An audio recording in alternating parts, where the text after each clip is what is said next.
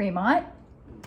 Here we are halfway through September and halfway through the book of Matthew. I'm Heather Hanson. I am one of the elders. Again, if this is one of your first times seeing one of my devotionals, and I'm going to talk about Matthew 18. Now, there's a lot of good stuff in Matthew 18, and it was, quite frankly, a little overwhelming to try and decide what to focus on because there's a lot of good theological nuggets in here. But I want to start with a story. I have young kids, and maybe I get frustrated with them sometimes. And maybe I tell my 7-year-old to act her age when she is expressing herself a little more intensely than is appropriate for the situation. And I don't know about you, if you've ever been in that situation where you ask your children to please act their age. No, just me. Anyway, so that struck me in light of the first part of Matthew 18, where we see the disciples saying, "Who is the greatest in the kingdom of heaven?" And this isn't new. If you have read through the first 3 Gospels, there's quite a few times where the disciples are arguing about who was the greatest, who's going to be seated at the right hand of Jesus, right and left hand. And you see it in all three of the first Gospels, on the road to Capernaum in Mark. And Jesus again talks about welcoming children. There's another dispute in Luke chapter 22, and where Jesus says something similar to what he says here in Matthew 18 and verse 4, where he says, "Therefore, whoever takes the lowly position of this child is the greatest in the kingdom of heaven."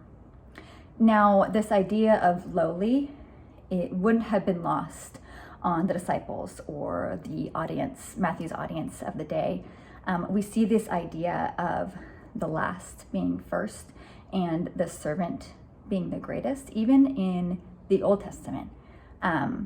Zechariah actually describes Jesus in chapter 9, verse 9, and he says, "See, your king comes to you, righteous and victorious, lowly, and riding on a donkey." In Proverbs 16:19, it says, "Better to be lowly in spirit along with the oppressed than to share plunder with the proud." This also kind of echoes verses 6 through 9 in chapter 18, where Jesus talks about if your eye causes you to sin, if your hand causes you to sin, if your foot causes you to sin, better for you to enter life with one eye than to have 2 eyes and be thrown into the fire of hell. And then in the New Testament too, Jesus talked a lot about the first will be last. And again, we see this in the first 3 Gospels, Matthew, Mark, and Luke, a lot. Here he says the first will be last, and many who are last will be first. We see that in Matthew 19, Mark 10, Matthew 20. This idea again shows up in Isaiah chapter 5, in Psalm 18, and even in the book of 2 Samuel.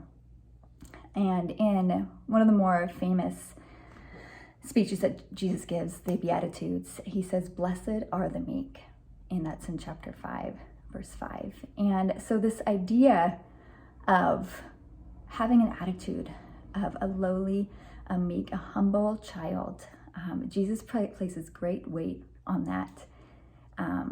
Paul even talks about it in 1 Corinthians 1, 18 through 31, but specifically in verse 28, where he says, "God chose the lowly things of this world and the despised things and the things that are not to nullify the things that are, so that no one may boast in him." Jesus is the best example of someone who is meek and lowly and who is the greatest in the kingdom of heaven, who is seated at the right hand of the Father. And he bids us to have this childlike humility. And that's how we should be approaching our faith, approaching him, and following steadfastly after him.